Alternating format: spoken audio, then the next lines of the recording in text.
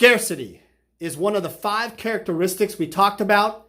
Here is an actual chart of scarcity from, I believe, what is this from? So this, the source. Yes. For that, well, this was someone who posted this early on the internet, and it kind of got some wide appeal. I mean, there's some debate whether this is accurate or not, but I think the wide contention is that it's actually pretty close. All right, so this video is all about scarcity. I hope you guys enjoy. Vintage Magic. Game, collect, invest. For more information about our consulting and professional services, visit vintagemagic.com.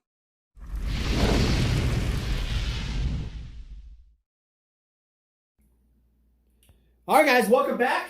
It's me, Daniel, with vintagemagic.com, and we have our friend Phil. Phil, how's it going? Aloha. Aloha. So we are back.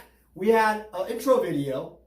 We have 5 characteristics we want you to think of. Scarcity, playability of the card, iconic or not, reserve list or not, Right. and nostalgia. Right. This video is all about scarcity. And the only thing we're going to answer for every video is, as an investor, Yeah. why does scarcity matter? Or as a collector, why does scarcity matter? So you're a collector Right. of many things. Why does scarcity matter? That, like you said, the elite club. Why does the Rolex matter? Why does the Ferrari matter? Why does this Alpha Black Lotus matter more than just having the unlimited Black Lotus? Right. Which What? I have. No. Yeah, exactly. Why not Beta? Did you tell your girlfriend that Beta's lame? No, I didn't say that. She was making an assumption on that. But do you see where I'm going with this? Why do people around the world think Alpha is the most important thing in the world for Magic? Well, Beta used to be more desirable than Alpha, but now, you know, Alpha is top dog. It's the only set that matters now. And Alpha, mint condition, you know, I mean, let's look at the layers. 1100. How many of that are still in mint condition? Okay. How many of them are graded mint or higher? Let's take that personal incarnation we talked about. Population 7. Someone as a collector trying to collect BGS 9 has 5, basically 5 options. I got to get it from 5 people. That drives up demand. That drives up cost. Now, as a collector, that kind of, you know, that's going to hurt the pockets. But that's what the market desires. I mean, a high price for a scarce item.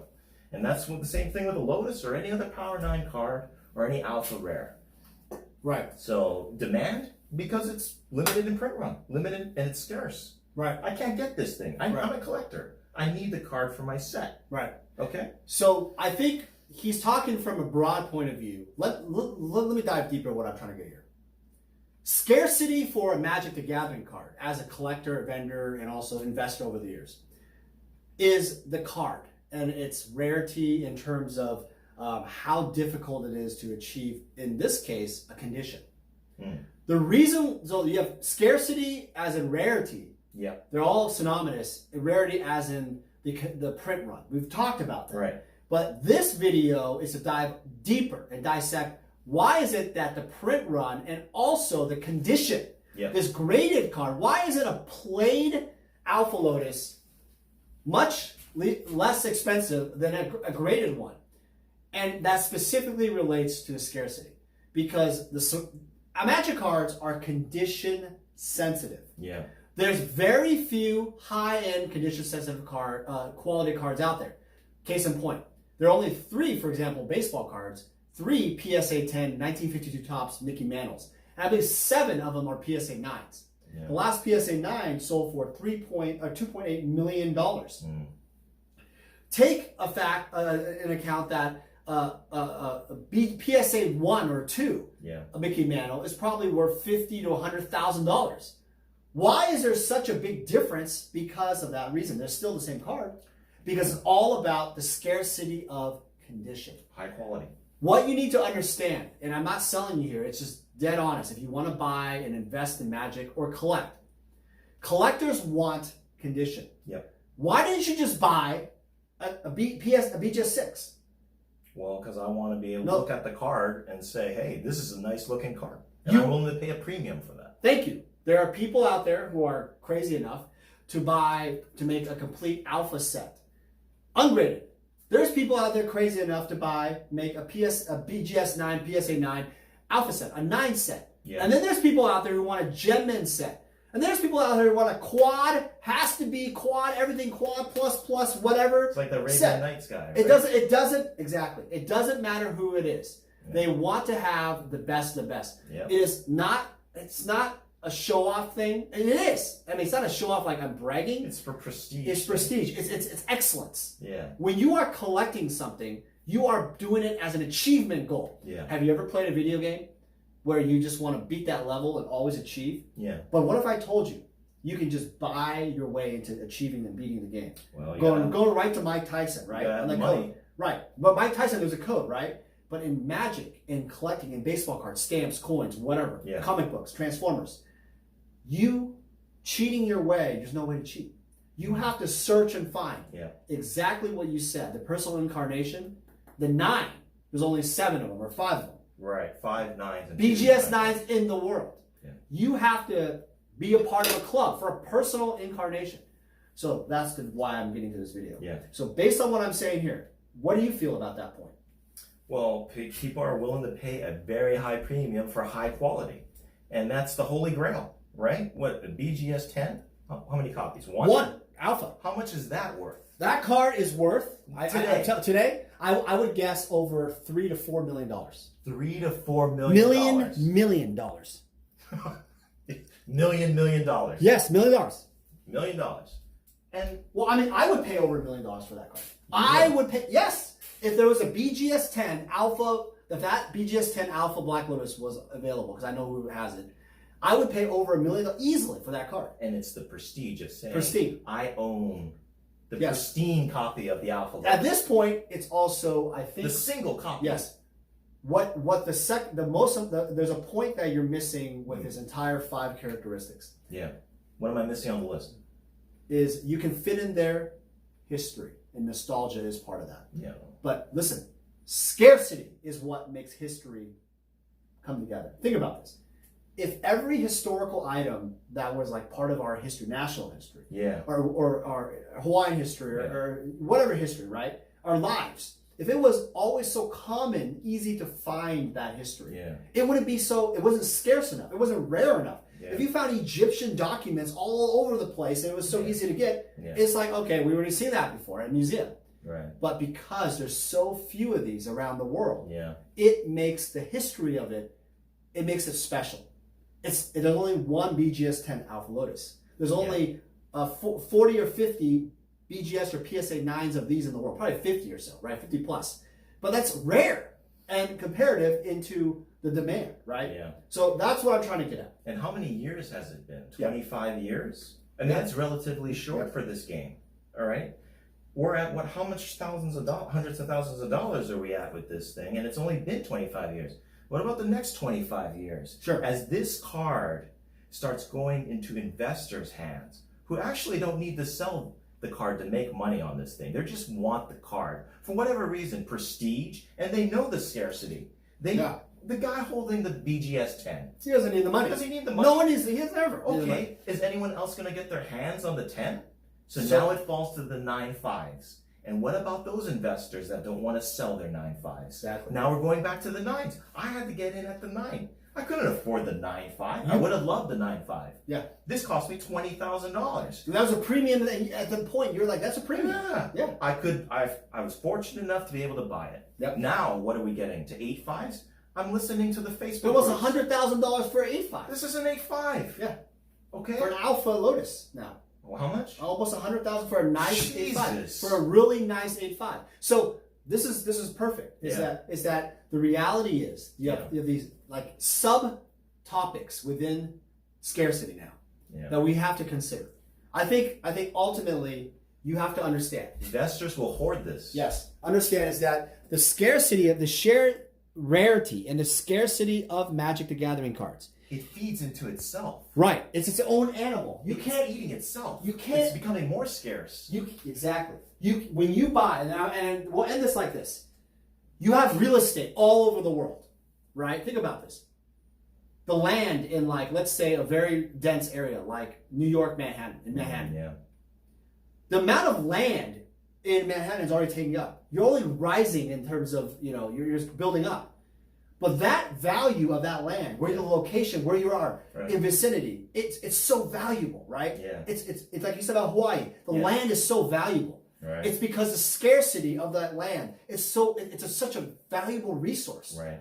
And so if you look at it in terms of Magic the Gathering and the limitation of how many cards are, we talked about the print run, but think about how scarce, the population, and they're in collections. They're never even available. Right. That single factor could be the most important factor for these cards. I just want to add something to that. Sure. That example with New York. Yeah. There was a lady who owned property in New York, and her property skyrocketed to a point where she was like, I can't believe my property is worth this amount of money. I would not pay that amount of money that you sell. Now ask yourself with the card like this, would you say to yourself, okay, at the time, $25,000. I said to myself, I wouldn't sell it for $25,000. That's the price of a car. There's plenty of cars out there, right? So you got to ask yourself, the moment at which you wouldn't pay that much amount of money, then you have to sell. But these are investors with lots of money holding on, hoarding this stuff because they don't need the money. And that's going to drive up demand, increase scarcity, and value just going to keep going up. Beautiful. On that note, thank you guys for watching. I want to leave you with this. Look at the numbers. Take a look at those numbers. I want you guys to stare at these numbers, and I want you to remember this number. An alpha common is more scarce than what? An unlimited rare. Yeah. And that's what I'm talking about, guys. Alpha is what matters. Yeah, well, but alpha is a great benchmark to understand, but it is everything we said. And on top of that, I want you guys to look at this. Next time you're investing and buying to Magic the Gathering cards, and you're thinking about collecting, what you pointed out, Phil, was perfect. Yeah, look at that. The investors, the investors are studying this chart. How much is this land worth? They're studying this. How much is this basic alpha land worth? Oh, easily almost $100, basically. Okay. That's more scarce than an unlimited rare. Right. And that proves the point that as the more and more lands, the more and more items that people buy in the rare sets, the more the demand naturally just feeds into itself. It's an animal by itself. People don't need to sell this anymore. They're Absolutely. just hanging on to it. Check out PWCC. How many BGS 9 alphas do you see for sale in this next auction round? They're talking about it. It's all 8.5s now. Guys, I want you guys to look at this wall. This wall is just spells out the piece. Look at this wall. Yes, doesn't look very scarce to you. It's artwork. These are the 5 characteristics we're going to talk about. But because that there's only so many out there, right? Technically, there's only 1,100 sets out there, complete sets, because of the rares. This is a near complete set. Imagine if this is a complete set. This type, how many people in the world can ever achieve this goal? It's getting that, tougher. and if an investor comes in, I want to leave this with you. Yeah. If an investor comes in and wipes out, let's say, what about that guy? The guy with the 500, let's say a guy wipes out 500 rares of the alpha set, and the decides to invest and hoard them. Yeah. Then that means that more. Scarcity. Remember that guy? Yeah, yeah. Maybe he wanted to buy up all the lotuses. And all it takes is one investor to just buy out a lot of cards. Yeah. And these high demand, nostalgic collectibles become gone in terms of pricing. They just skyrocket and go to exponential values. Thanks, guys, for watching. Catch you in the next characteristic. Hey guys, it's me, Daniel, with VintageMagic.com. I'm here to share with you more about our deck and set collector fulfillment service. The deck fulfillment service caters to the player. And what that basically means is if you are a player looking to fulfill your old school Magic deck, certain Power 9 or key pieces in your Vintage deck, or dual lands in your Legacy deck, we have the inventory and the resources to help you fulfill your needs. Next, we have the set collector fulfillment service. This really caters more towards the collector. Oftentimes I've been asked, hey Dan, can you help me find this specific graded card for this set? Or Dan, can you find me these 20 cards left in my beta set? It doesn't matter what you're looking for, even if it's like every single Sarah Angel possible out there. I can help you out. My resources and extensive network in Magic the Gathering, I was able to help thousands of clients all over the world fulfill their needs. I've made it my mission at vintagemagic.com to be your one-stop shop for all your collector needs. For any significant item or collection, we're able to travel anywhere in the world to meet you. The reason why my clients love this service because it saves you time. What happens is collectors and players often search all over online or vendors and they never find exactly what they're looking for. By going to us, we are the only one-stop shop who can help you with your needs. Using our service gets you exactly what you want and saves you time and money. Vintage Magic. Game, collect, invest. For more information about our consulting and professional services, visit vintagemagic.com.